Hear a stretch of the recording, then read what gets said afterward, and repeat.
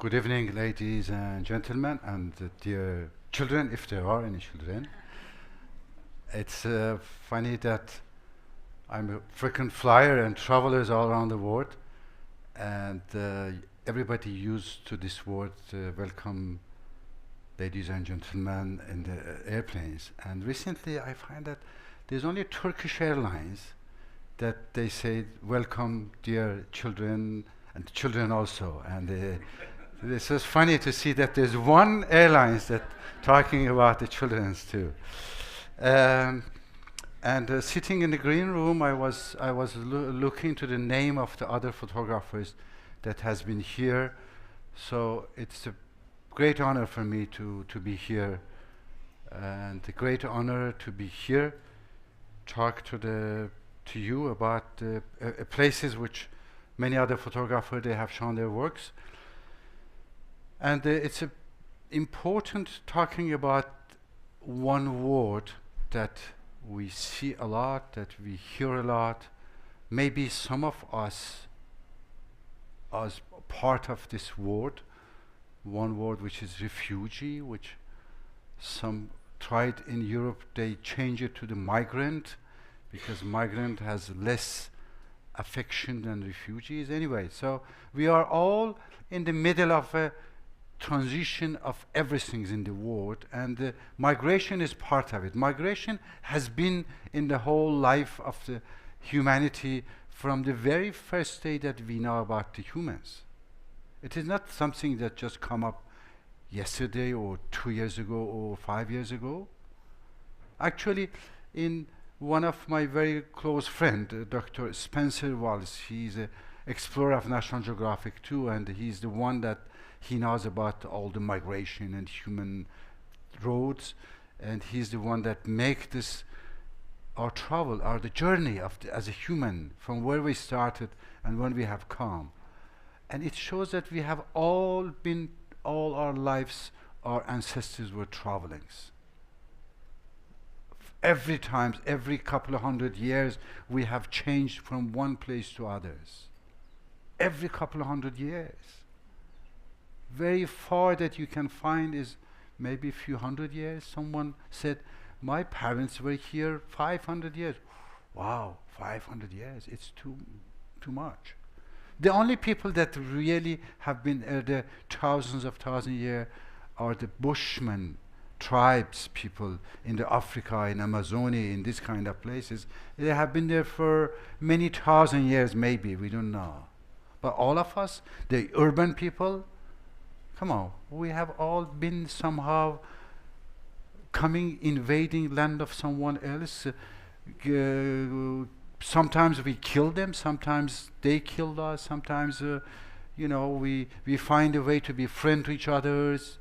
But let's look to the mirror, and history is the mirror for us. Understand who we are and where we came from. So that's what I'm trying to use my photography. It's more for the humanity. And where is come all this from?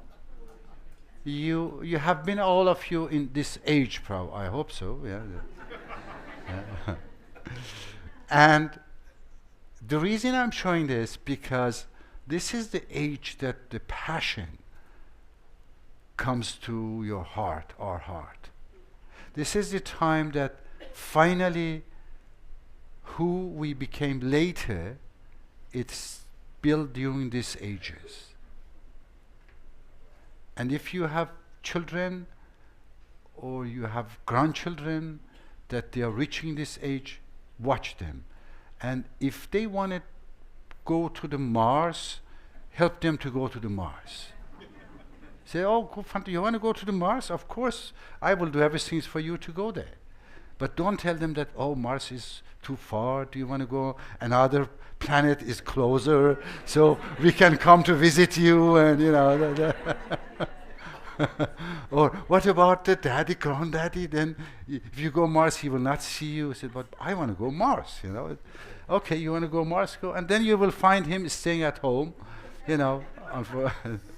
Anyway, this is the age. This is the time which I find out in a city in Iran, Tabriz, which 50 years ago exactly, I'm 62 years old now, and this was when I was 13 years old.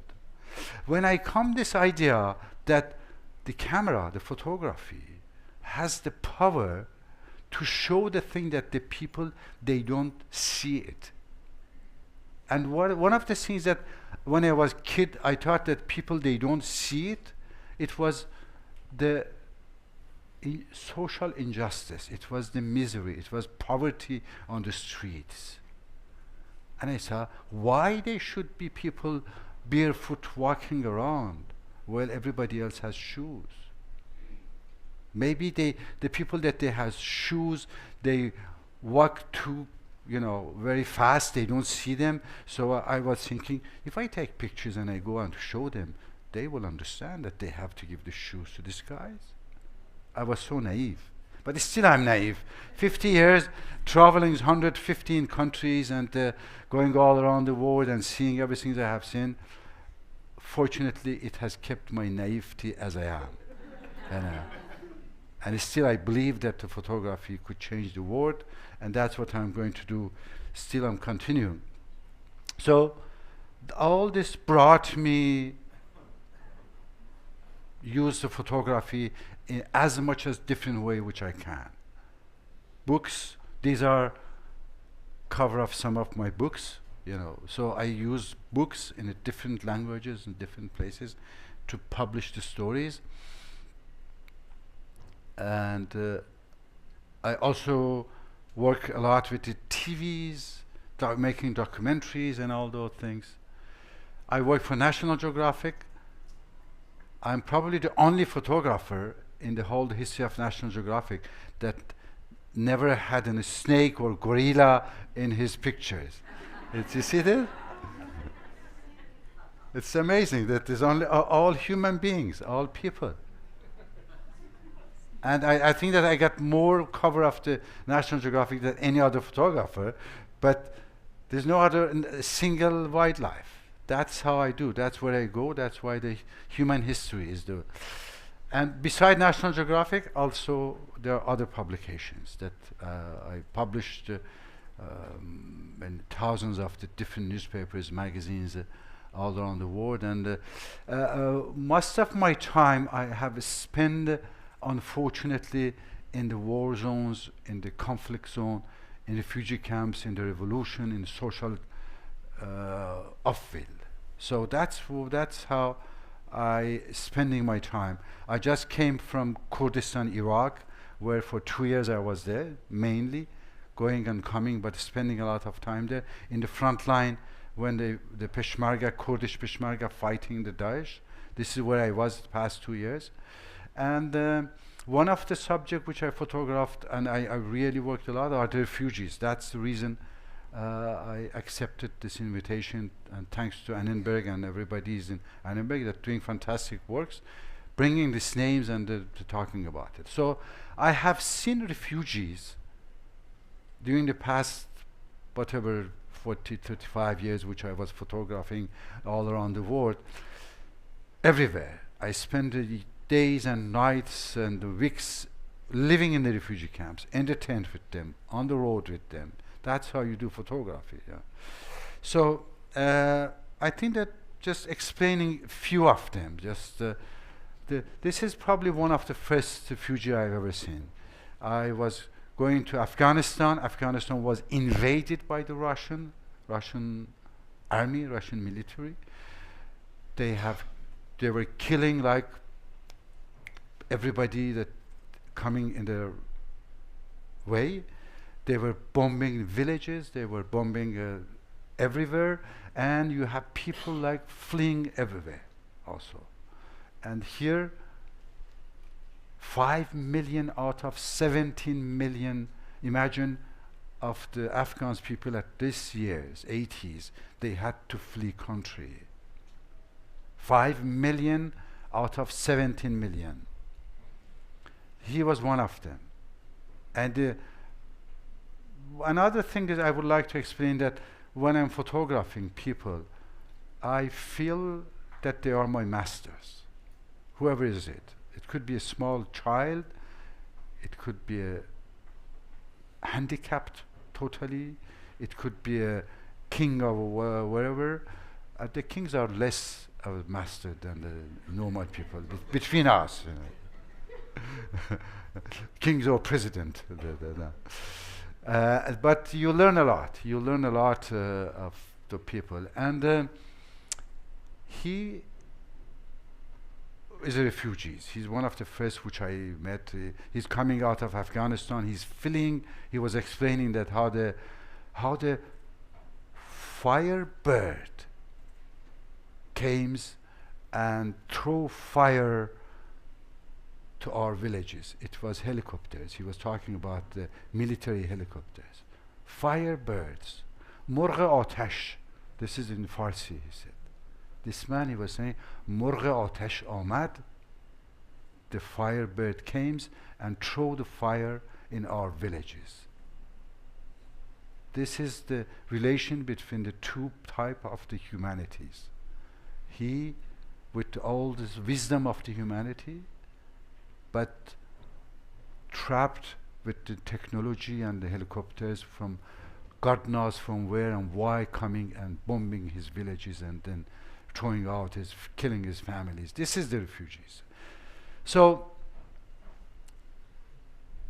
then a little farther, those 5 million people, when they're fleeing their countries, I was trying to understand what's happening, what's in the and he was standing after crossing on the feet his countries, arriving in a place which the government has put the buses to take the refugees in the camp.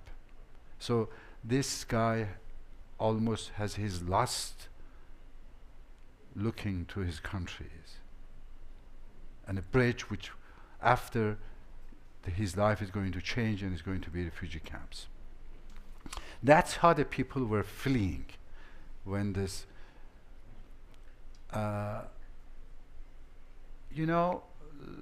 again, we see those people, we think that these are so far, these are so ancient and whatever. But allow me, just we make it 2 minutes, a little exercise to understand what is exactly meaning the refugees. If you can just concentrate or even close your eyes and think the following, that we are sitting here, you're listening to me, you come from different places, and then we hear some incredible noises, some airplane flying which unusually around here, and then we hear explosion. So we start running and asking Annenberg people, what's happening? And then electricity start going and coming down, okay? Then we start what's going on. And I don't know, they say that, oh, the whatever, imagine the Mexican or Canadian or someone from the sea, they are attacking us. Really? Why? Well, we don't know. It's war. This war. They're attacking, and they just landed on the shore, and they're coming to the city and killing everybody they find. Okay? Please. It's not going to happen, but I just want you to understand.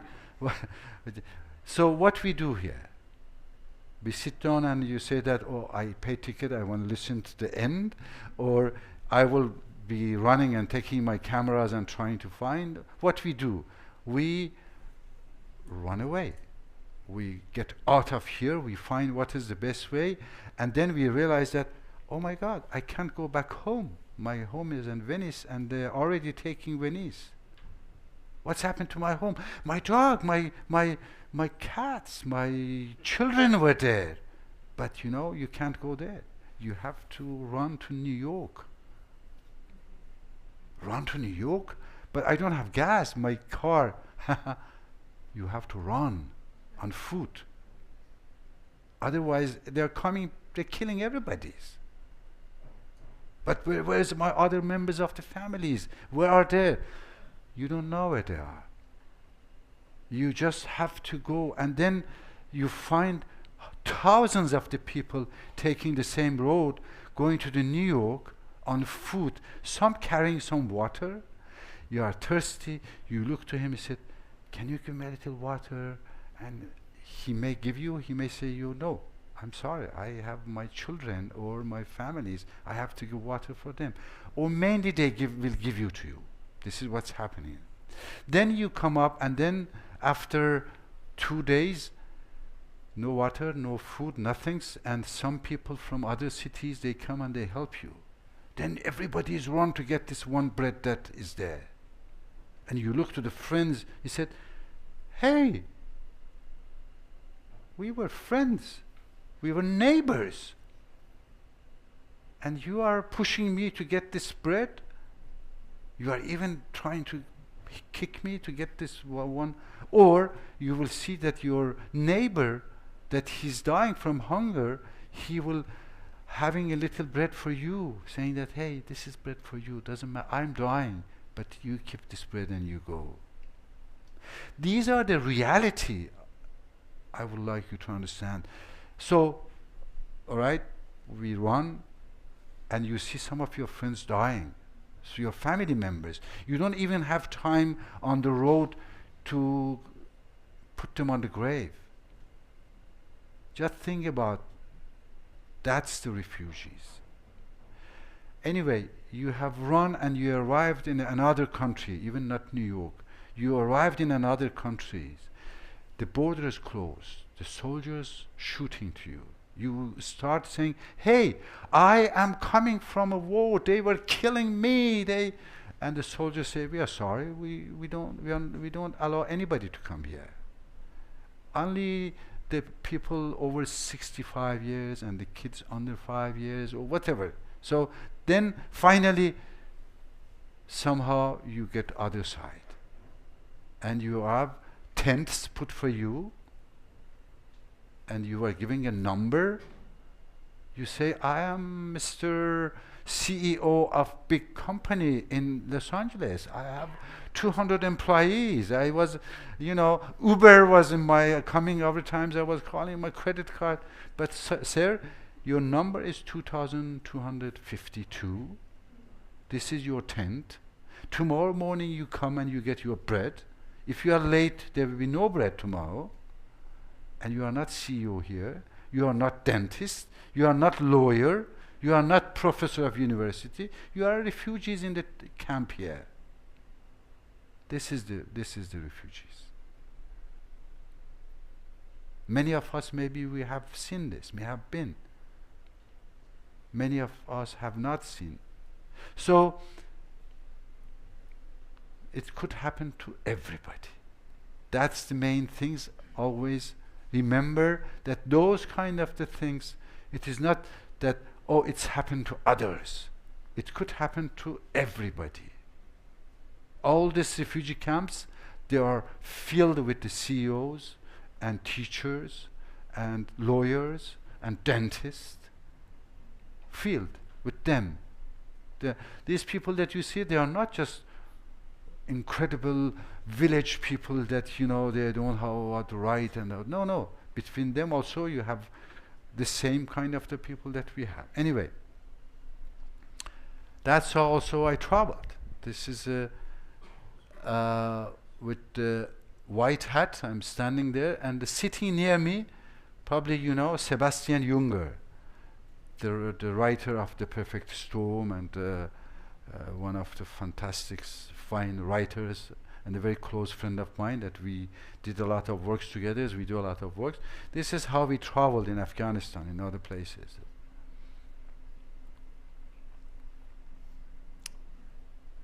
I'm talking about refugees, how you have to flee and then you have to go. This is one of the scenes also. No home, nothing's what left for you. You just, that's it.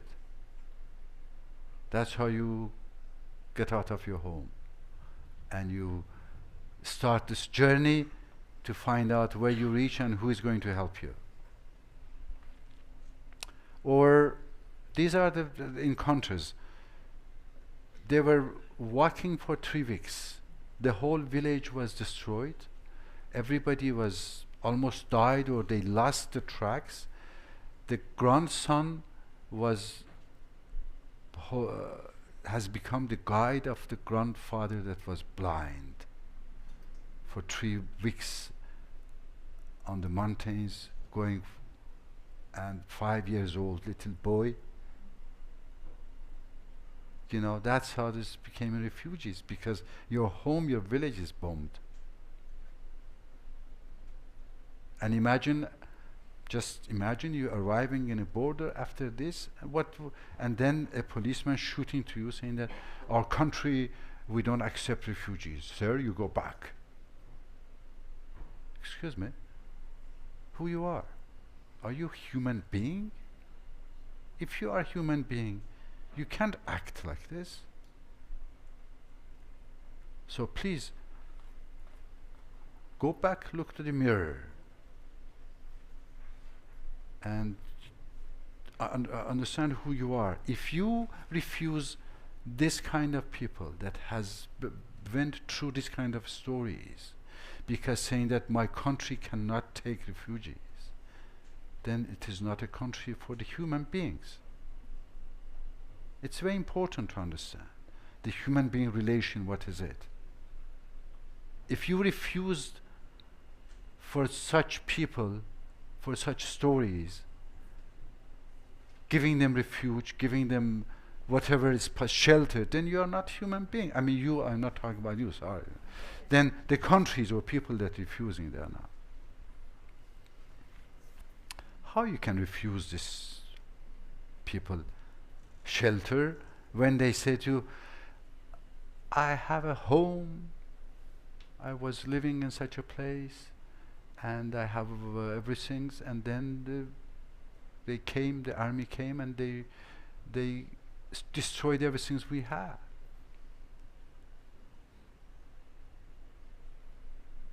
Now, the thing is became a little more murky and dark when you come to the following conclusion, that, oh my God, all the bombs that they're falling, it is coming from such and such countries. So they are selling all these arms and the guns which is thrown in these people. So they're making money out of this, selling the bombs, and so by making money they are buying cars and they have nice places. But when the bombs fell down to those people that they're filling these bombs, then they closed the doors and said, you are refugees, you go back home. I said, hey, excuse me, you destroying my home. I have living here, I had fun like everybody else, and then you sell and you create these little things, and you sell the arms and the airplanes, and you prepare all those things, and now you're making money out of it, and I'm fleeing this bomb that you were selling and to this, and now you don't want to be there anyway. So these are the questions also that is coming more and more to this. Then I met this lady that was pregnant. Imagine the same journey I'm talking about. Every time you hear, you can put different names and different stories. This lady was pregnant of the twins, and the Taliban attack take over her city. She had to wake and hide for 21 days in the mountains. Imagine, ladies, you have child. Now, just imagine 1 second, a pregnant woman of 21 years, she had to flee her home, nothing is left there, and hide even in the mountains because have nothing to eat, because she's afraid that the enemies, they will find her, and then arrived finally in a place which is a refugee camp and give birth to twins, and the twins, one is finally dying and another one. So this is one of the things which one of the thousands of stories which I witnessed and I lived there, and I would like to bring to you, and I'm photographing to show these stories to you. Then comes this fantastic friendship. I loved the moment this little girl, the little boy, learn at 3 years old how to hold a barbed wire for other friends to cross over it.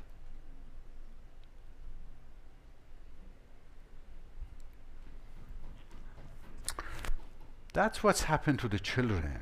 The children, they lose their childhood. And the childhood is the paradise. Wherever we live when we are children, it could be under a bridge in the slums of the Bombay. It could be in the house in whatever bay here for like $500 million house that the parents has built and whatever, and we burned there and we grew up. For the kids 2, 3, 5 years old, it doesn't matter if he's living in a $500 million villa or under a bridge in Islam. It doesn't matter for kids. The kids, where they are, parents are, families, is the paradise for them. Doesn't matter. The minute that they have their parents, they eat, they drink, it is fantastic for them. So what's happening in the war with them, they lose the paradise. You can see in their eyes. You can see what's happening. Or now another story which I saw and I covered a lot was Rwanda, Burundi. You remember couple of 10 years ago or maybe more, there was a fighting between two tribes, Hutu and Tutsi, and it was 800,000 people were killed and massacred, and there was 2 million refugees again. And so I was following and coming this. This was in the refugee camps in Rwanda, Burundi.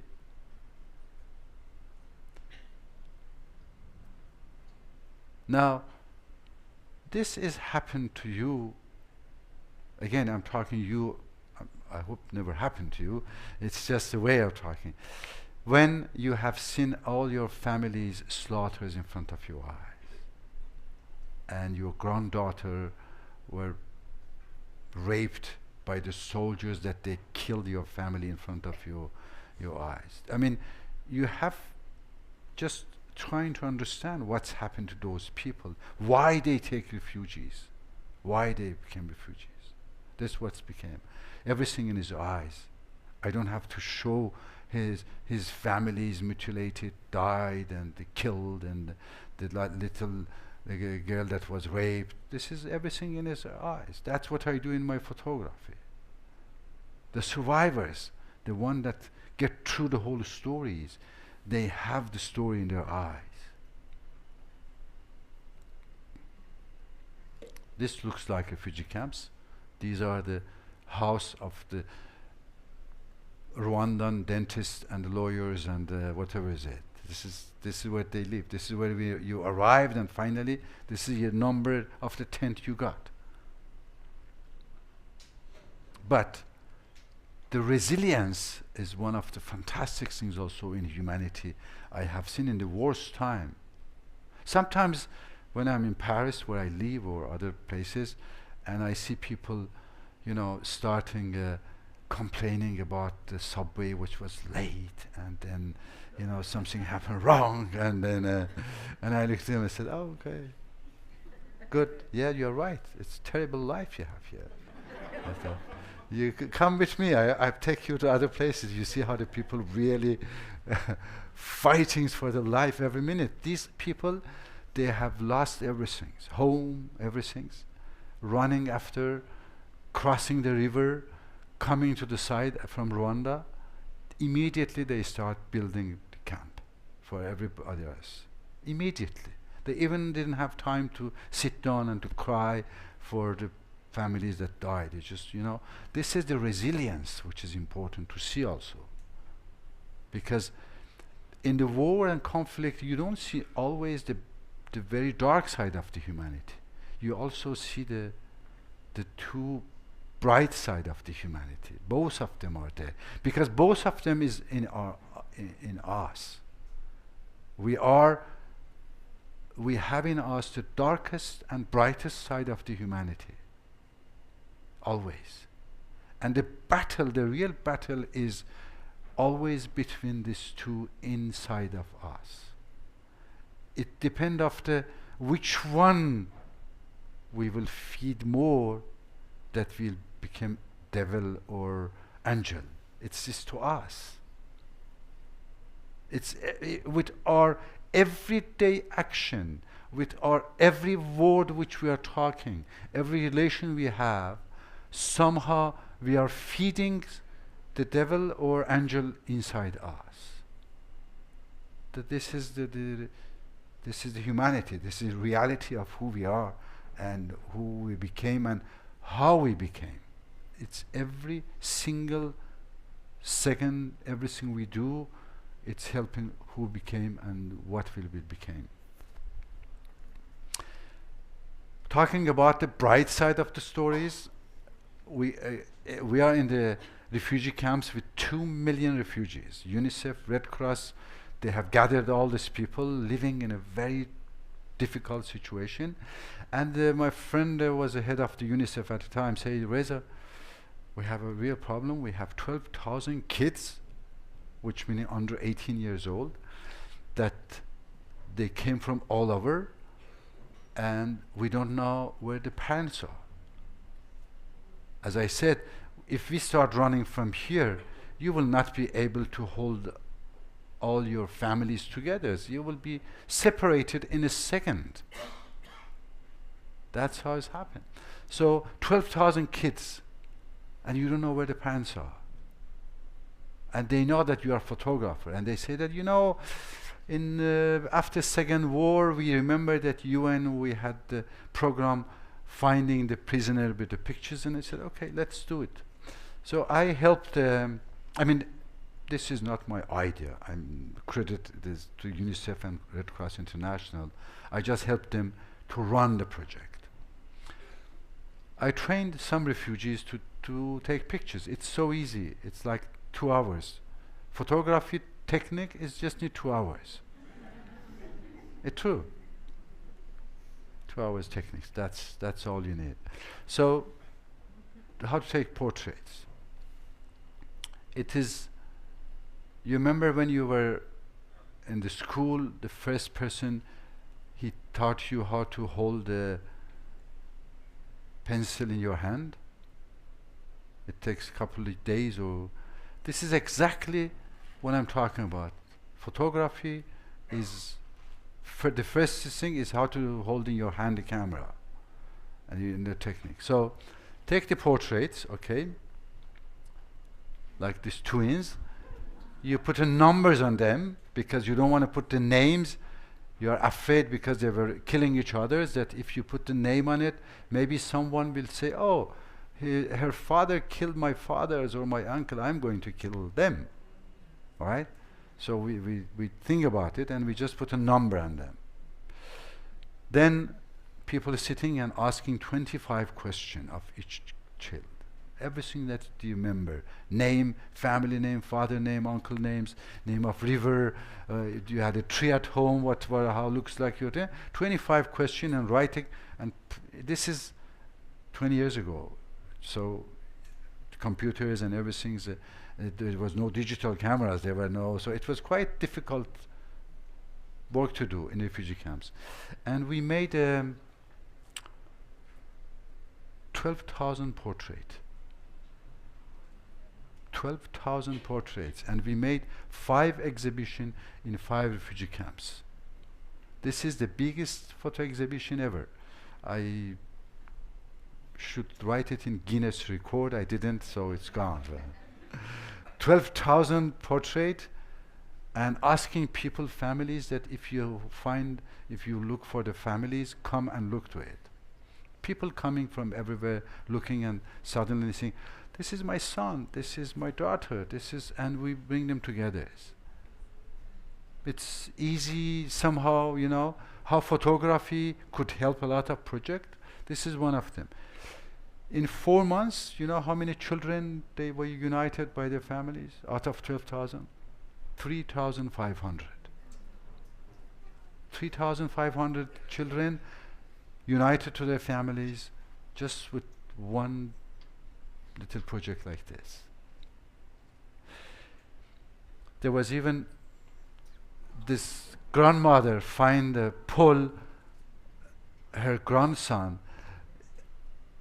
She showed a plover. You see that he had a plover.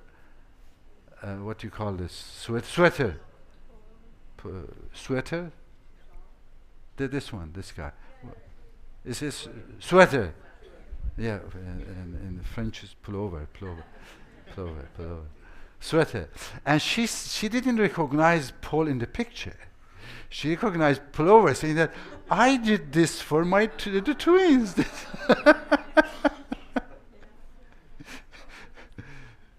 Because we realized that many of the people, they don't have we learn from when we were a kid through the pictures to recognize other people. This is something we learn. If you have never seen a picture of someone, you don't know the relation between a picture and a person. That's what we learn in this project, that actually, as a matter of fact, one day a lady came and she was looking for her son and looks for 4 or 5 days around, all the pictures going and coming, and finally she started showing the pictures and shaking and fell down and started crying very badly. And we ran to her. I said, "Ma'am, what's happened?" She said, I find my son." I said, "So what? Why you are crying?" She said, "But there's only head left. There is no body left." So, you know, sometimes what kind of the things you have to to find out about it. They said, "Oh, head, we have the body. Don't worry, we have the body." Now, when we were bringing the kids like this, we were asking the same 25 questions. If someone was saying that this is my kid, we were asking the same 25 questions in the file to make sure that is matching.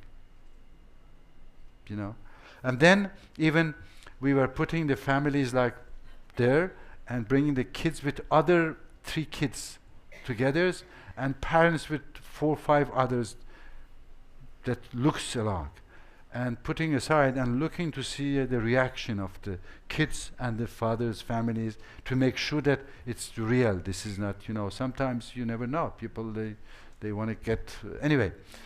So this was one of this project. Now, I would just want to go quick to the Syria, bring you to the Syria. What's happening in Syria, and these are the Syrian refugees. These are my recent photograph in the refugee camps in the Syria. There are 5, 6, 7 million Syrian now refugees for the same reason we're talking about it.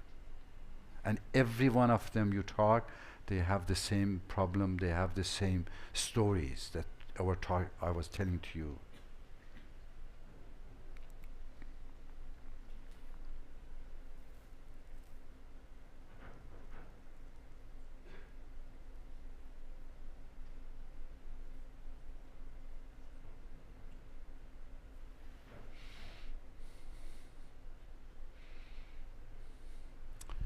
This is the camp. One of the camps, actually. Now, the camps are in the part of Iraq, which is autonomous now. It's called Kurdistan. Kurdistan Regional Government. It's a country which is becoming independent. Maybe in the next future will become independent first. The Kurds are very old nation, living in the region probably before everybody else. They had this empire which is called Maiden Empire, Madha in Persian we have, before even the first Persian Empire, which is Hakhamaneshi. The Maiden, it was the Kurds that they have the first empire, and probably Cyrus the Great is related to somehow to them. This is the stories, I don't know. Anyway, the Kurds. So I'm working on them, and this is the Syrian Kurds, because they have been divided in 4 countries: Iran, Turkey, Iraq, and Syria. And for the past 100 years, all of those countries, they were pressing them, killing them, putting in prison, torturing them as much as they can. This is what's happened to the Kurds in the past 100 years.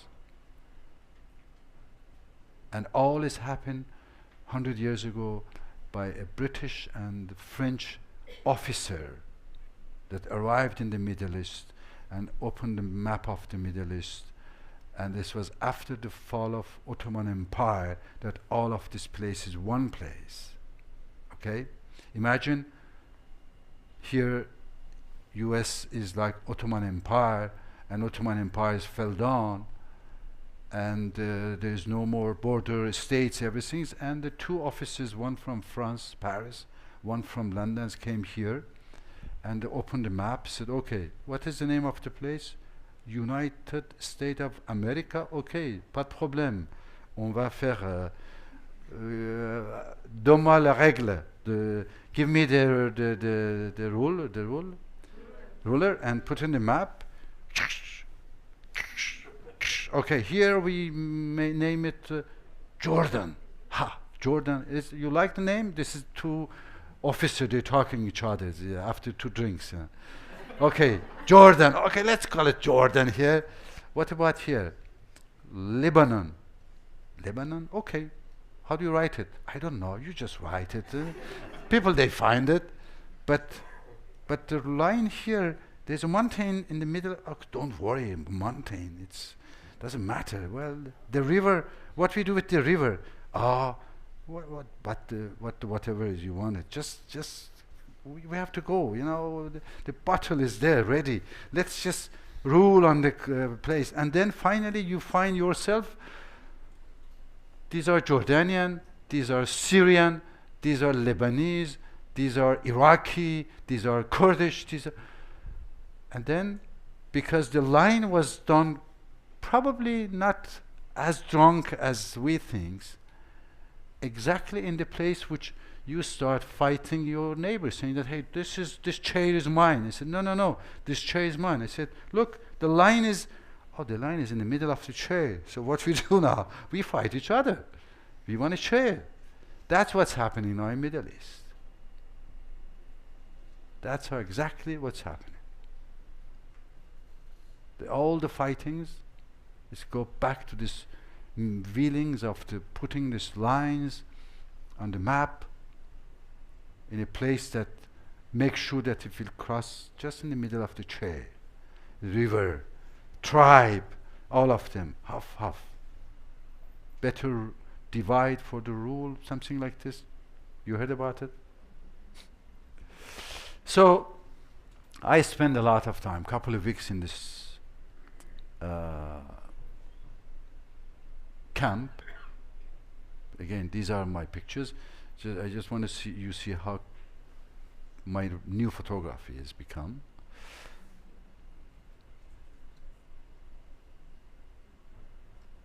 Twins again.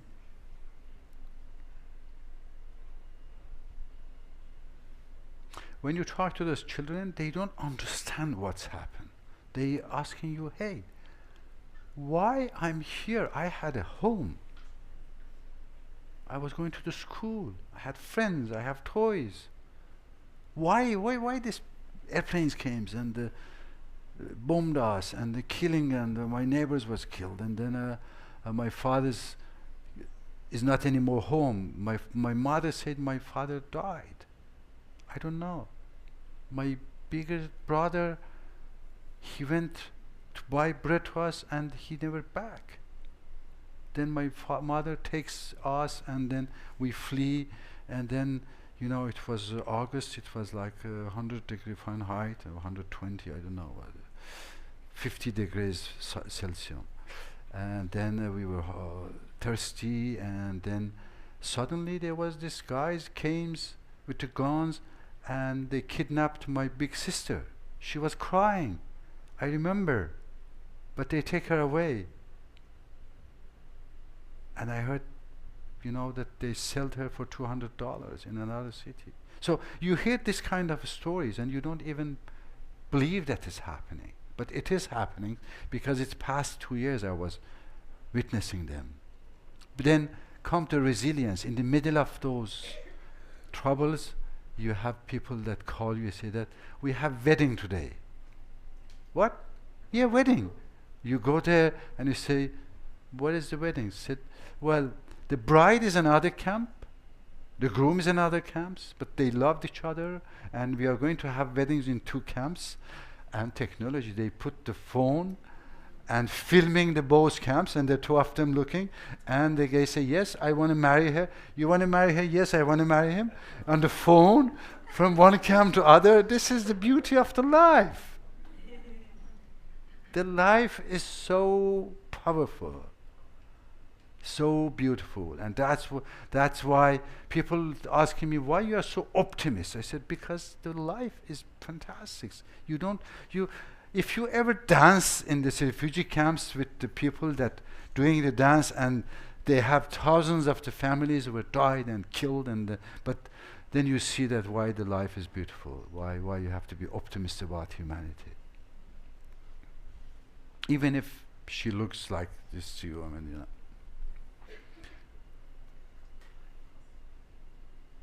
So these are the people which I'm explaining. We heard about refugees. Who are the refugees? These are the refugees. The way that he's holding the bread, I want to, just look in it. Nobody could hold the bread like this unless that you have been in such a terrible moment and time that, So this is the reality. This is why I'm not only a photographer. I'm a humanist. I'm parallel to all my works. This was in 1983. I started training local people that were in the war zones and conflict. Yes, everybody's looking to me and said, who is this guy? Well, it was 1983. It was 33 years ago. That's what's happened to you when you go through all this war zone and conflict, and you find yourself in a minefield. You know what is a minefield is? The most horrible things you can imagine. You are in a place going, and suddenly you realize that you are entered a minefield. You have seen all these people with no legs or which has been in a minefield, and now you find yourself with your camera, and you said, oh my God, where I came from. Now every single that you put in, it looks like explode in your mind. You really feel, you really see all the other people that you have seen with one leg, and you see that you are the next one. And so you have to find a way. And when you reach like 5 meters, 10 meters, you have no more hairs. Is that true?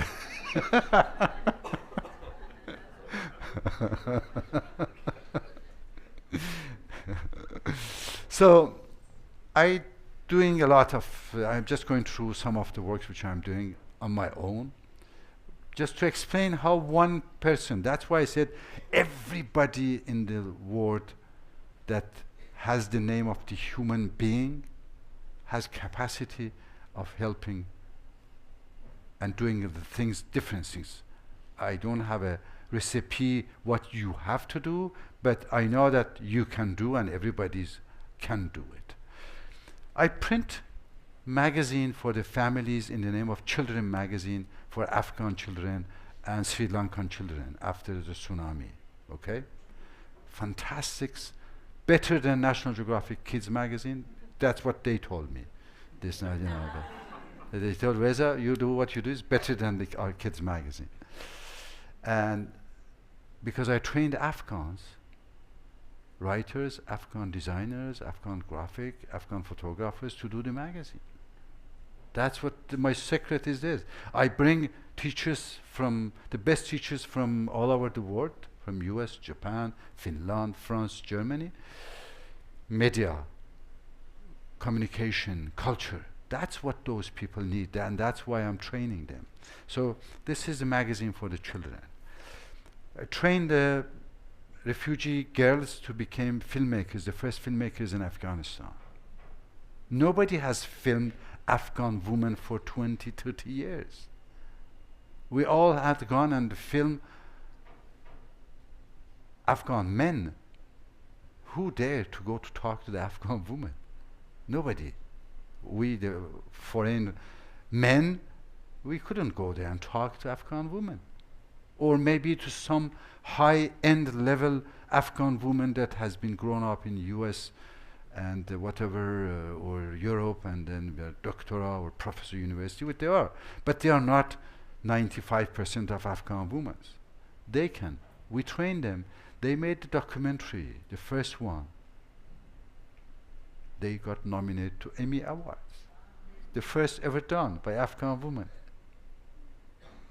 This is, then I launched this project, Mobile Cinema, using mobile cinema to bring information through the visual, through the films.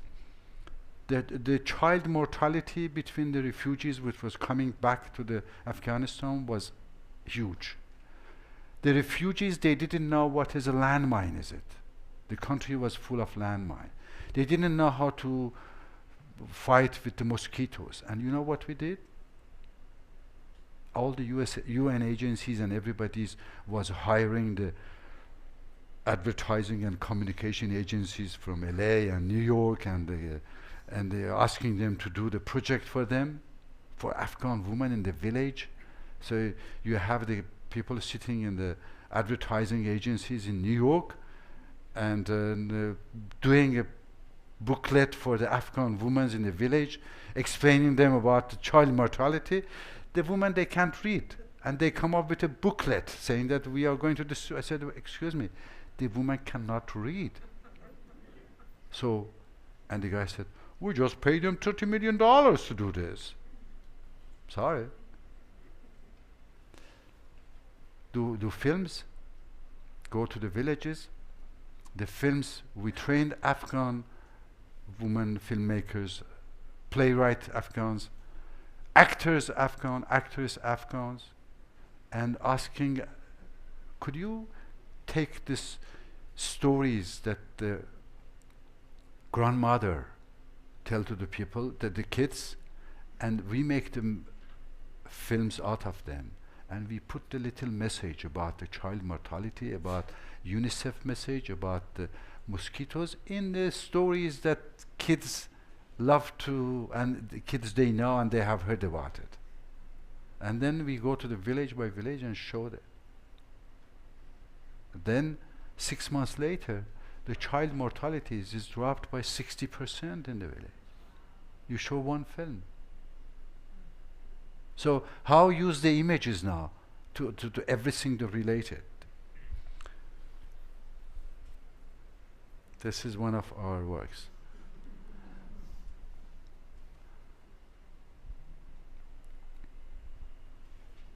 Is Sharoz here? Sharoz. Sharoz, she's an art director from New York, actually. Now is from LA. But in 2003, I had a big exhibition in Paris,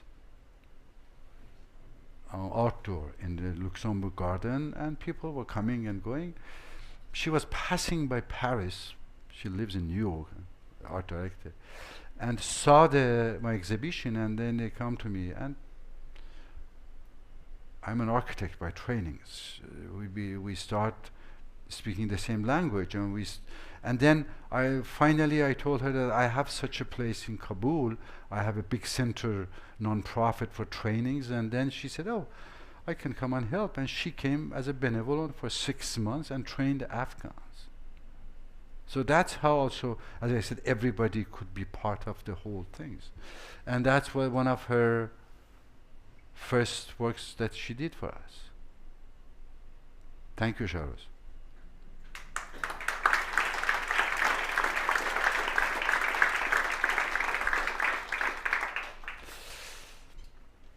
This is a radio station we did for Afghan women. So education for me is is not only building schools. You have many different ways now. You have to adapt to the countries. And then with the children magazine that we were doing and radio programs, we were bringing the education to the houses. These are the different way of the working. Then I started this saying that I'm going to train refugees in the camps, children under 18. This was one of the first one. In Uganda, I was with a group of the National Geographic photographers. 4 of us, we went there. We spent 2 weeks and trained a couple of refugee kids. She was one of them. Actually, she was not part of those 60. She was coming and people were pushing her. She always has this baby and they didn't want her, and I knew that she wanted, you see. So I find out in the second days that the baby that she's carrying is her baby, but she was raped by an enemy soldier. Many of the women that was raped, they were either they wanted or they were pushed by their families or community to abort the baby because it was baby of the enemies. Some of them, they wanted to keep it, saying that this is my baby. Doesn't matter. She was one of them. She was 16 years old, actually. Raped in the age of the 14 or whatever, and then got the baby, and she wanted to have baby. And living almost outskirts of the refugee camps, and people didn't want her. So when I heard the story, I said, okay, either she will be in my class or I'm going to boycott the class and close the class. It was this was a bluff. I don't play the pokers, but I know how to bluff sometimes. So it works. The people said, okay, well, we will bring her. And she became the best photographer. Fantastic. Because of all this, she was refugee in a refugee camp. You know what I mean? So by bringing her and giving this the tool, she really became better than everybody else. I heard later that she has opened a photo shop in the refugee camps, and she became the photographer of the weddings and everything in the camps. No, she make a living out of it. And this was the last day of this refugee camps. We did exhibition. We did exhibition in the refugee camps of the picture that the children they have taken. The fun thing is that after the end of the exhibition, we said that you can come and take your pictures. And I saw that they were first taking this, what do you call this? Clothespin. They were taking clothespin, putting in their pocket, and then taking pictures and going back. And these are the things that you see and you understand what's happening. You know what I mean? The 2 clothespins, they go in the pocket and they go. Anyway. Then I did the same works with the Iraqi refugees in Jordan. 60 of them. I trained them. The fact I'm training is not just to take pictures of the whatever. Actually, the way which is works, which I'm gathering all those kids after months of the preparation and works with local assistant, and I trained the local people to become my assistants, so became a group, and we bring the children. And it could be in the refugee camps or in the French tough neighborhood or European tough places, like kids drop out of school. And what I say them, you know what? I lie to you. I'm not going to teach you photography. And the kids, all of them, they said, what? We thought you were going to teach photography. I said, no. This was the bad news. I'm not going to teach photography. The good news is that I'm going to teach you how to use a tool that speak all the languages. Oh, yes, this speak all the languages. And it can help you to show to the world, everybody in the world will understand you, what's happening to you, what is your problem, what is really disturbing you now, and they are refugee children. They have all the life, everything there. They want to shout, cry, and say to everybody, hey, come on and see what's happened to me. So I said to them, okay, this is the tool. You know, okay? This is not to go and take your pictures like this and, you know, all these kids that they do. I don't know why everybody is now, when they see cameras, they go like this. More you show you are like, I don't know, animals, whatever. Why you do this? Why people do this? Anyway. So I explained to them that this is not for this kind of pictures. This is, a lot of people take pictures. Why? So yes, this is your friend. And that's what's happened. That's how they understand it. These are the kids in the toughest neighborhood in France, Mirail, where all the killings were and everybody's. I trained 40 of them, and I asked them to photograph their daily lives. You know, there was a time that people was, when I was going to New York, was saying me, oh, never go to Bronx. This was in 80s. Don't go to A Street after 6 p.m. A Street in New York. Because they will be killing you. People kill you, and obviously, what I was doing before 6 p.m., I was ready to go to A Avenue in New York with my camera to see what's going on. And nothing was happening. Nobody was coming and killing me. I was looking to all these people. Hey, me, do you want to shoot? I want to take pictures. No. Everybody say, hello, sir, how are you? Do you have a drink? So, but this is not A Avenue? It's yes. But why nobody killing me? Everybody says, don't go there. So anyway, Washington was the same. And these are the same places in France. And I teach them, they photograph, and then I bring their pictures. That's the reason I do. It is not just to learning them photography, teaching them photography. It's doing exhibition through their photographs for the same people that they don't think that they are reliable people. Do you know what I mean?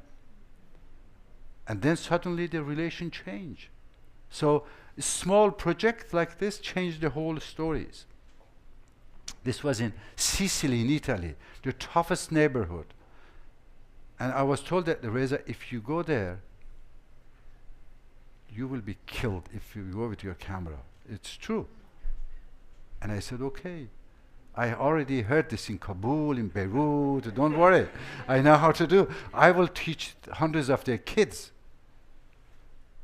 with the cameras, and I give them the cameras, and they will photograph. That's what I'm doing. So the project which I'm working now, it's called Exile Voices, and it's a long-term project. The same concept. Refugee camps, they need education. This is the only thing they don't have. They have tent, they have food, they have water. But the main things for the family is when they flee there, it's when you ask them, why you fleeing? He said, because of education of my children. I said, okay, I will bring education to your home in the refugee camps. If you get your children get good education, you will flee? Of course not. If my kids get a good education, I will stay here. I'm not going to take them on the boat, which is going to sink, and I'm going to go another place and be humiliated. And no, I will stay here. So my main concern now is to bring the UN, bring everybody else, all the NGOs, to understand the importance of education in the refugee camps. And if we do this, they will not come to Europe or here. It's as easy as this. And when refugees arrived here, it may cost $100,000 a year, imagine, or $1 million maybe for a government to handle it. You can have with this $1 million for one refugee here, the whole camp children being educated, and they will stay there. So these are the things that, anyway, the first thing where I started in this refugee camps that you saw, the Kawergosk, 20 of them, 11 to 15 years old. Trainings, photography, And the same, telling them you photograph your daily life. How do you live in the refugee camps? This is my classroom.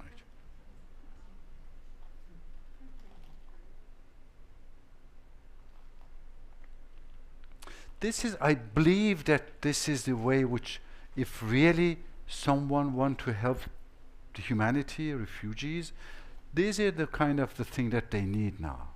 The mobile education in the refugee camps. This is what I call it, the cultural relief.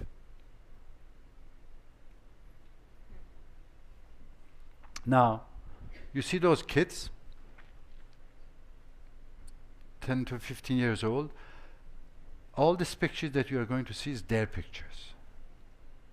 I wish I have taken them, and if there are photographers in the, I'm sure that when you see this, you see, God, I wish I have taken these pictures. But what I would like you to see, the beauty of this work is how different they see the refugee camps than me, that I show you the pictures, than any other professional photographers that go to the refugee camps. Just look to this Muhammad, 15 years old. Solen, 12 years old. I mean, how you see this pride in this kid. Unbelievable. Beautiful. This is taken by another refugee, that they don't have what we have in their minds. The reason I was showing also my pictures and their pictures, and I'm showing everywhere, saying that you see this, I'm taking these pictures because I think that I have to show to the world that the refugees are really tough and sad and nice people. Every other professional photographer does this. But the kids, they are so fresh. They are photographing their daily life.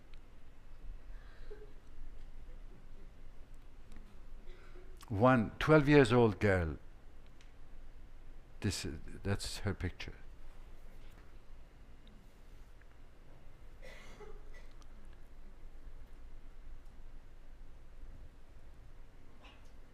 Beautiful moment.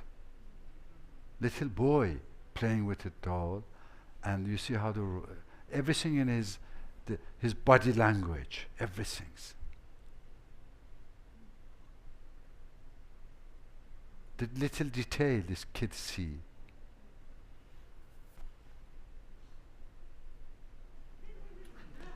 The creativity, unbelievable.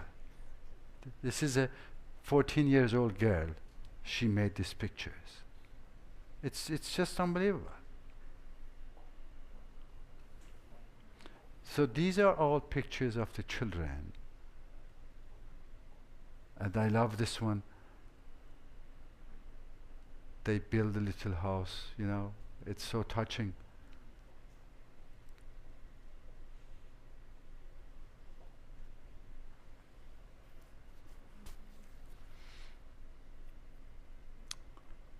Who will seem to do this kind of pictures in refugee camp? Never. When we go there, we are looking for a situation that is crisis and dangerous, and the kids, they are going around, and that's what I wanted to. And my plan is to I have already 4 different camps, 4 classrooms in 4 camps, and look at this, the wedding in the camps, and the boom, beautiful. It's an 11-year-old boy taking the picture. Isn't it fantastic?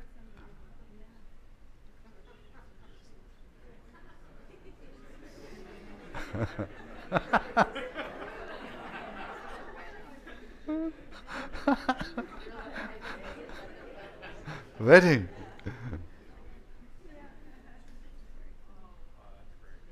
This is like Georges de la Tour paintings in the 16th century, no? Look at this.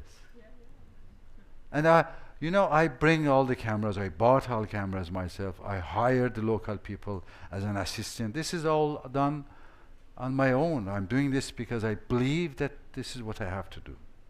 I believe that this is going to change their lives individually. They're going to change the life of the whole world, how is looking to this refugee stories. Thanks to the refugee children, I'm creating these images. It takes years of the works and whatever necessary, but look at how beautiful. This moment we all know, we have been in this moment, sitting down and writings and getting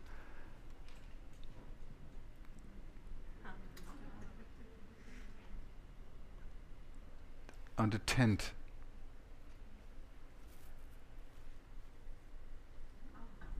And this is the Kurds, like Iranians, like Afghans, like Azerbaijanis, like many other people.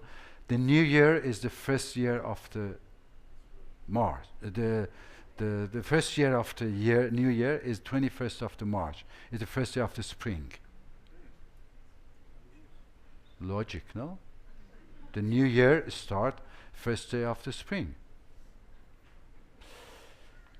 Those people, they have some strange, and they have a lot of festivities. And it's not because you are in refugee camps you don't do festivities, you do. And these are the kids playing and another kid taking pictures. God, when I saw these pictures, I just blown up. I said, God damn it, I was photographing Nowruz and all the ceremonies everywhere. I never got this picture. Amr Abdullah, he's 11 years old. And obviously it's also war, so they also, one of them, they have gone to, because they go back to the front line, and some of them, their brothers killed and come back. So they photograph also some funeral. Then comes this picture.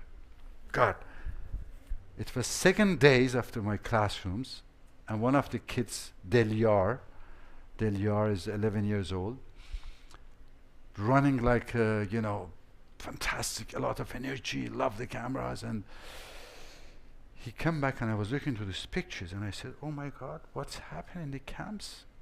There was a big rock fell down on the camps. I was here, I never heard about it. Delia, what's happened? Is the people who died? And he started laughing. Delia, little boy, really 11 years old. No, sir, nobody heard. I said, but this big rocks, where it fell down? He said, ha ha. Why are you laughing? Well, sir, it's easy. And he got the cameras for 2nd days. He had the cameras. I said, it's very easy. You take a little rock, what do you call it, right?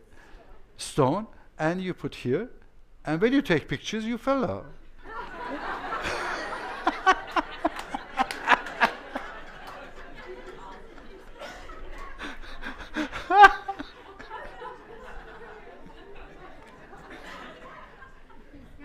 So Delyar has became my master. I'm learning from Delyar. Yeah. This is not Delyar, I call him Dali. It's really the Dali, unbelievable. Salvador Dali. It is,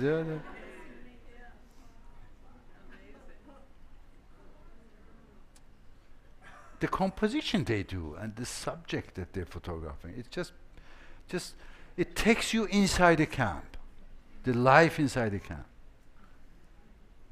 Oh wow, this one. God, this is like old 16th centuries paintings of this Dutch painting. Little mother, and then inside, we never could get these pictures. We, the professional, we never get these pictures.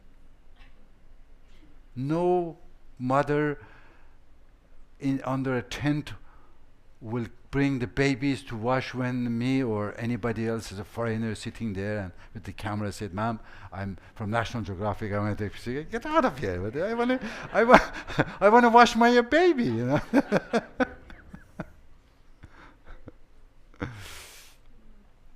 Or early mornings when they come up and they wash themselves. Now, I was giving them the subject also. Every 2 weeks, as I said, I have local refugees which I trained. They are teachers, they are photographers, and they became my students, my assistant. And every 2-3 weeks, I'm sending them subject to photograph. And one of the subjects was, you ask all the students, take the mirror that they have at home and to photograph everything in the mirror. It's a philosophical also, When you see the thing in the mirror, it's different. And photography itself is a different thing. And some of them, they did fantastic works, you know, just beautiful. The whole camp is in the mirror. Or this one, another one. She's 11 years old girl, Nalin. He made his auto-portrait like this. It's unbelievable. 11 years old boy making his auto. I have asked him to make your portrait, and he made his auto-portrait. Actually, a big museum in US, they are making a big exhibition called Auto-Portrait by the biggest artists in the world, from the beginning of the paintings till now. You have Dali, you have whoever. They contact me and say that it was chosen between 100 of the best artists in the history of the world as an auto-portrait. I said, of course, why not? You know, take it. I have to find out the museum. It's a fantastic study. They are doing like 100. Ali Murad, he's 11 years old. This is beautiful also. Then like, they play, the kids play. One of the subjects also which I have asked him to do, photograph all the playing in the, that kids play in the camp.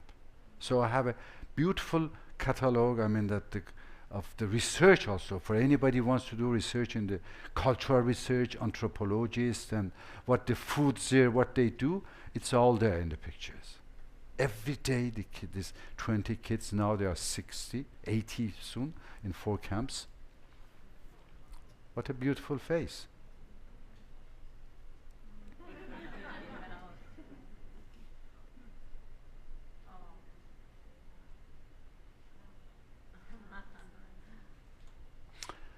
Last week in Kurdistan there was an opening of a big university, Duhok, and they were choosing by UN to exhibit there. So the kids, they were brought from refugee camps to participate in their exhibition.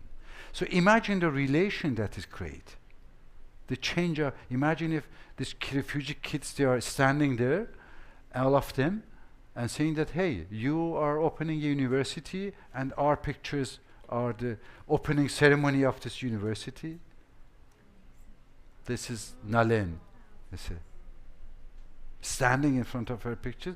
I mean, you can imagine how her life has changed by this one project. She's almost standing as proud as the, and God, how she was grown up unbelievably. This is the last week actually. I wasn't there, unfortunately, but I was so proud of seeing their works as exhibited. But also I take these pictures and I do, I'm an architect by training, so I do a lot of art installation, different exhibition.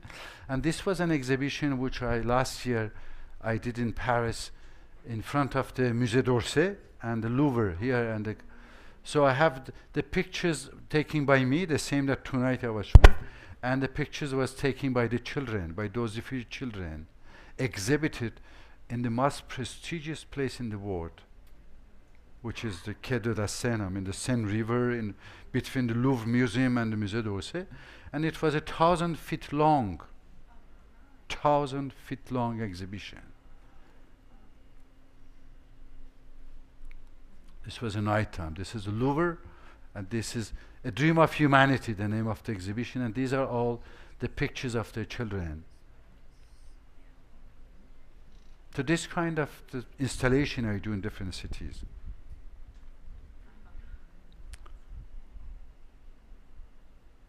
Just you see how big is this exhibition I do. This is also another camp which I started. These are the camp of the Yazidis that they're living there, Yazidi women, girls. My classroom. She also had a story that she was not originally part of my classroom. Her name is Maya Rostam, and she was standing outside the tent in a cold weather. It was winter, cold, frozen, and listening. And because I didn't have enough room and enough time in the beginning, I wanted 10, then it came 12, and anyway. And I called her. I said, "Please come in." Why? She said, "Sir, I want to learn because my neighbor,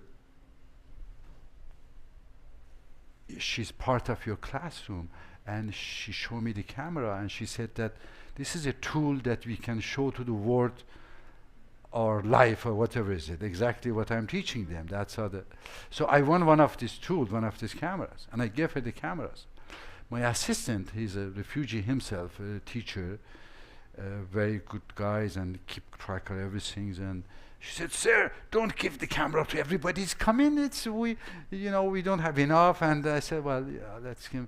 And I didn't get her name, what the number, whatever. I said, "Don't worry, we'll see tomorrow." The day after, we start classroom at 9 o'clock. Nobody was there. I mean, everybody was there, but Maya was not there. And I'm a little worried. I said, "God, this Mohammed was right." 9:30, obviously Mohammed was saying, "I told you, sir." You know, I said, when you arrive and someone said, I told you don't do this. I told you don't do this. So what? Yes, nobody will come. Okay, 10 o'clock, the door, whatever you call it, the door of the tent, they open, and I saw Maya standing there. I'm quite tough when I'm teaching. You have seen me very funny here now talking to you. In classroom it's very tough. I'm very tough. And I called her and I said, "Maya," because I have heard ask friends what was the girl names that Maya, come in. Why you are late? And she came very. I knew that she's shy because she's late. She knows that, so she's late. But then she had the cameras, small cameras, and she showed me and she said, "Sir, well, you told us to show our lives. That's why I'm late. Show me a picture that she has taken, one of the first picture." To tell you the truth, immediately I fell on crying. In French we say sanglot. Sanglot, it's when you start crying without being able to control yourself. Terrible. And other kids, they start yelling, "Maya, what you say to the master? Why you make him cry? Why so?"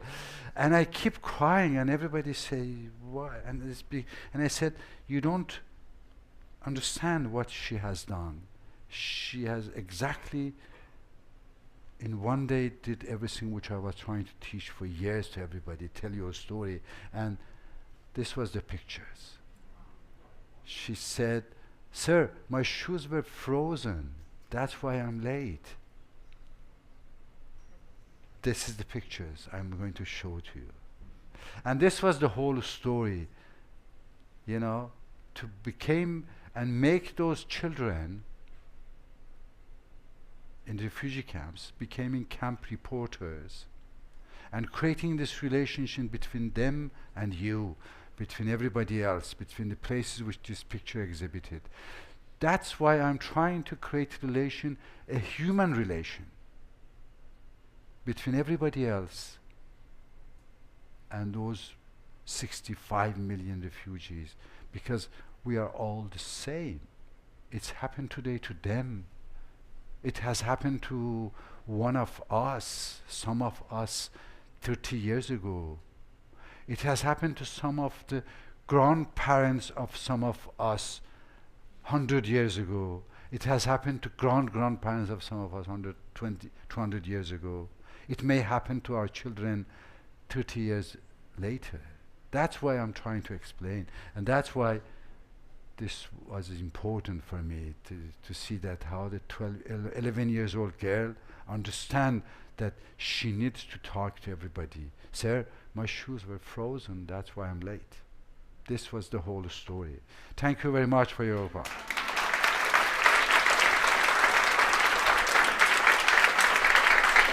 Thank you. Thank you.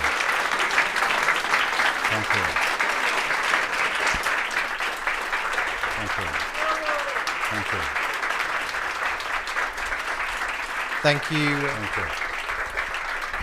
Thank you. Thank you, ladies and gentlemen.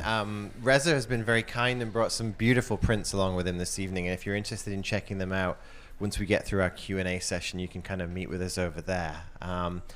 As I say, it is our Q&A session, so there'll be myself and Rob with microphones. And if you have a question, please raise your hand. And if we select your question, we'll make our way over to you. Just one little reminder, we are recording this, so please speak clearly into the microphone. Looks like we have our first question. Center back. Thank you very much for a really moving presentation and the wonderful stories you told. My wife and I are going to be in France, a week in Paris, and then a couple of other weeks in other parts of France. Have you any shows, or any of your students? Do they have any shows there now? I do have, yes, just actually I came from a show which I have now. It's going up to September in one of the South France cities. I do always have conferences, project or whatever going on, so I will be more than happy after to give you my emails or whatever, and then you can I will put you in touch anyway with someone, if I'm not often in Paris, but could explain to you where you can see and what you can do it. Thank you so much. My pleasure.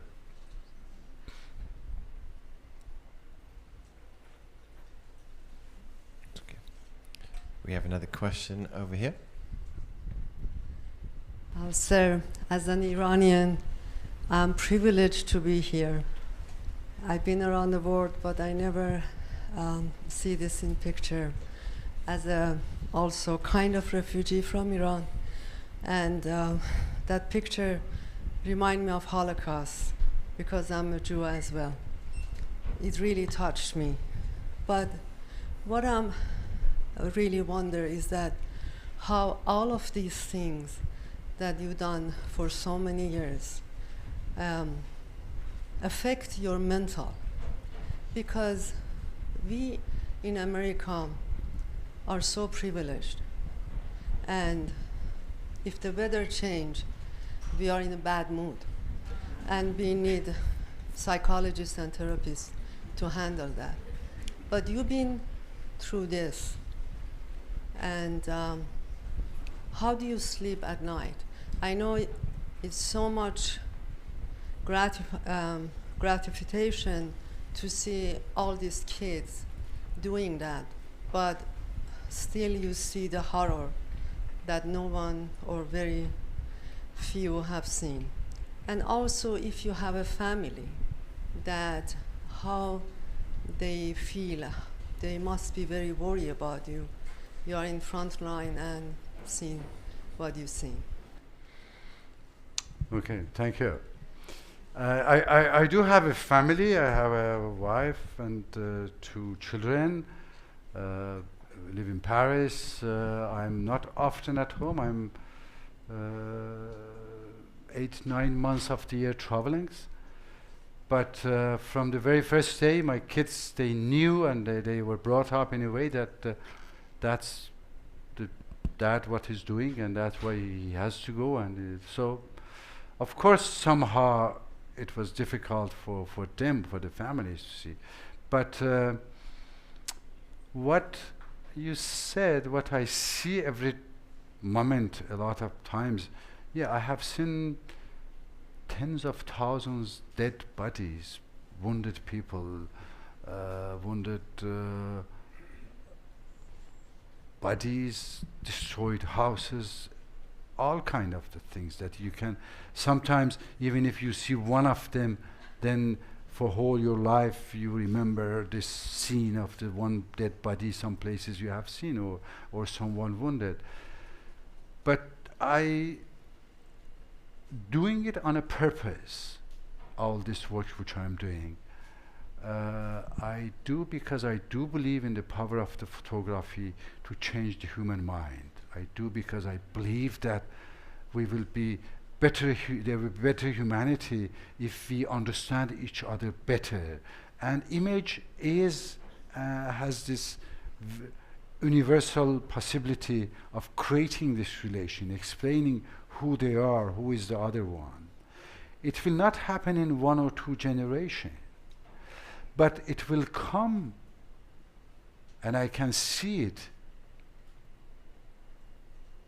and it's true. It will come the moment and the time, maybe in 1,000 years, that our descendant will talk about us in 21st century as the barbarian, that they were very nicely dressed, they had the best perfumes and the best whatever food, but they were barbarian because they were building tanks and fighters jet and munitions instead of building schools and hospitals, and you know, we are barbarian. We have to accept this. It is not because we are well dressed or you are well dressed. Sorry, I'm just you know, that and have fantastic villas, and we have a possibility going to the Mars and all those things, that we are the fantastics and we know everything and we reached everything. No, we are just in the very first days of the life of the humanities. The same thing that a baby of the 3-4 years does. We are a baby of 3-4 days in the whole life of the humanity. So we need to reach, and we need to be educated. And I have found my own way of the sleeping well at night. I read poetries before sleeping. But is Rumi, I read Rumi. Is Saadi, I read Saadi. Is Neruda, I'm reading Neruda, or whoever is it. And this is the best way polishing your soul. Poetry.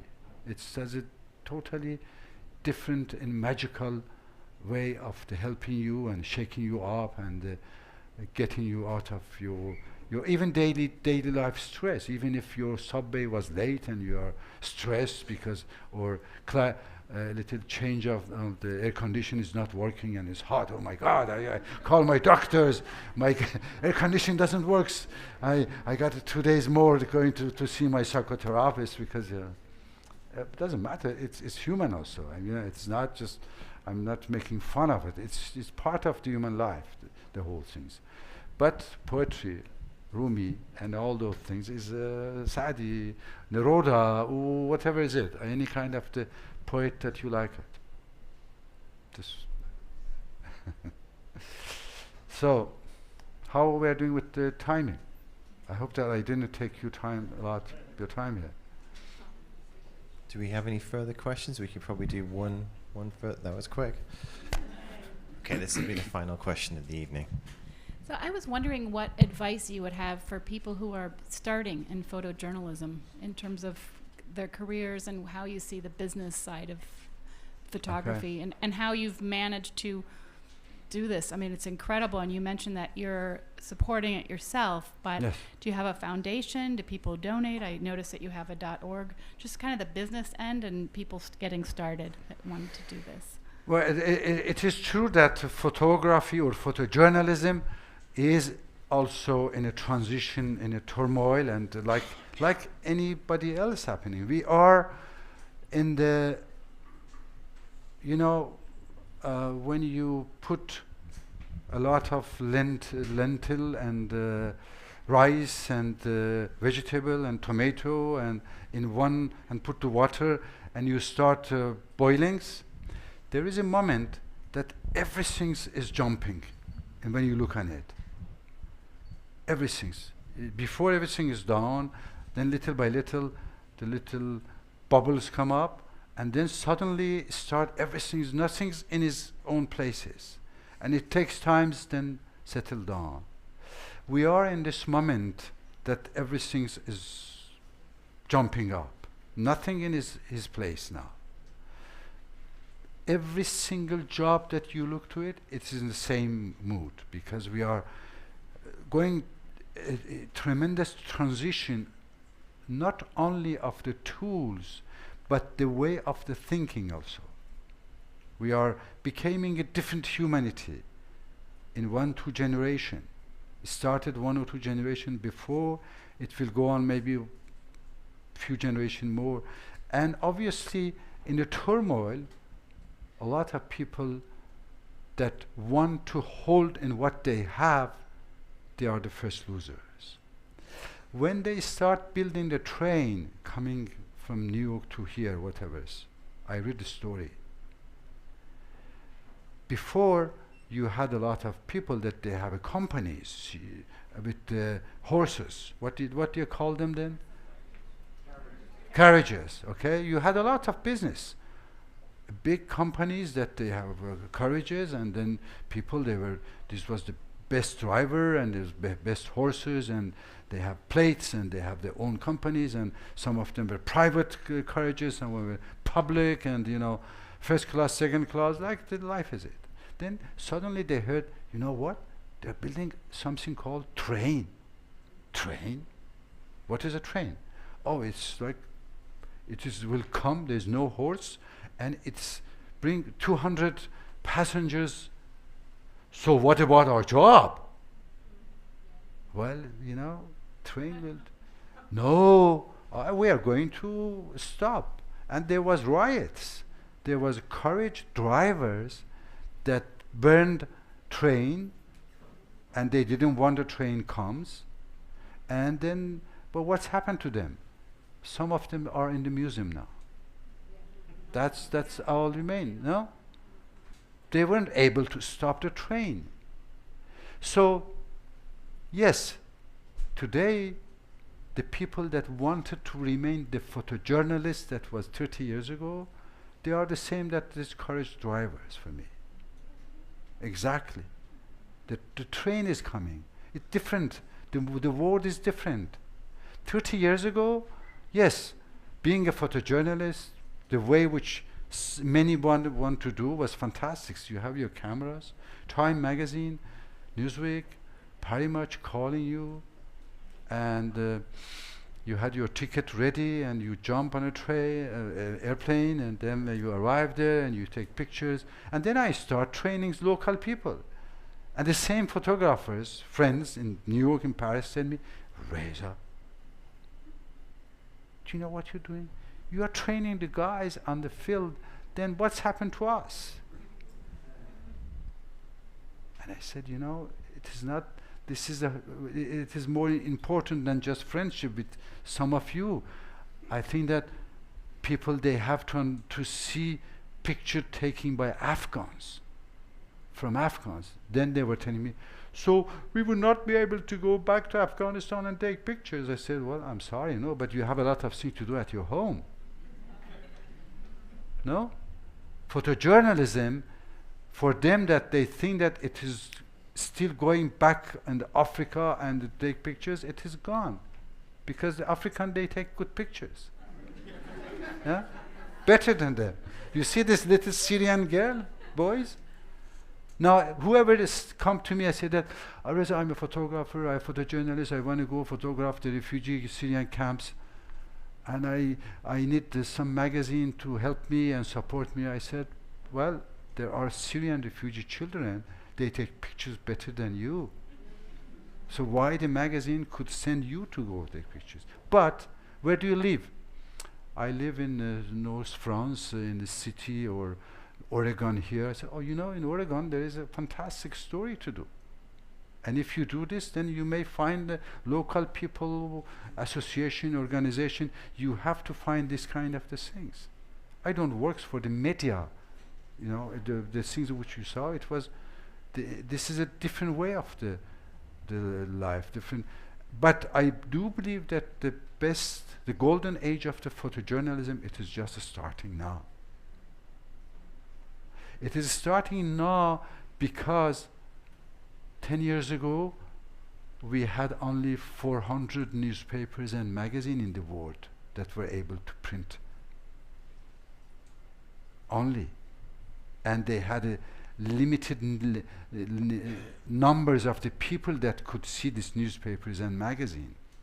Now we have million pages every day, which is called a screen, in which we can show our works. We have to find a business model, of course. The business model is the following. You have some young, talented,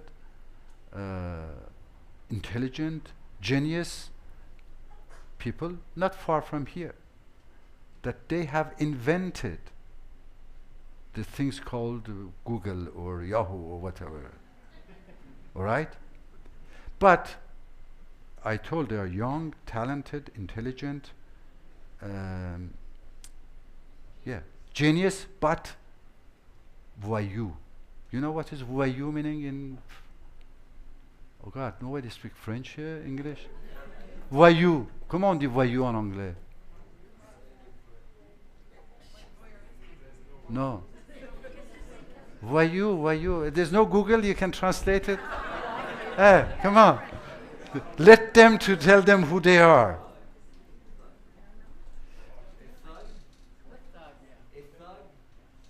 What does a thug? No. No, voyou is a guy that no, let me explain. It's not a good translation. Don't,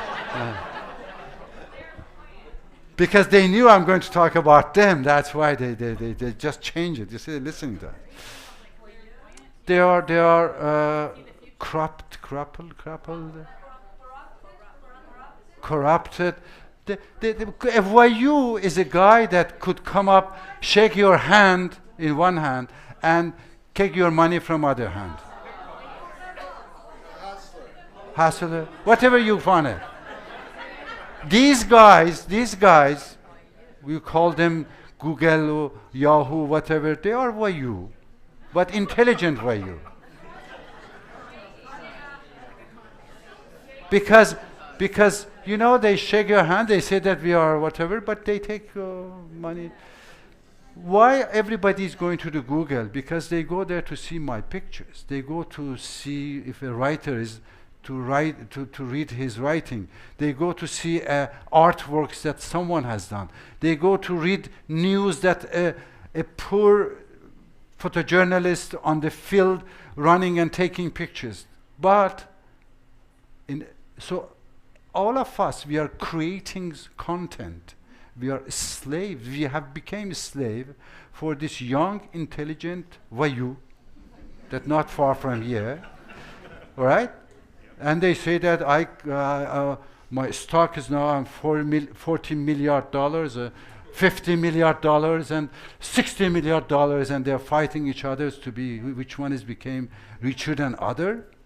But they are a bunch of the voyou. They are a bunch of the really guy which in a normal human society they should be under bars, under other, and ask them, excuse me, you show my pictures, people come to see my pictures, and you get money out of it, and you don't want to pay me, while everything I'm getting, I'm putting 50% of my works for these children, and you know what I'm meaning?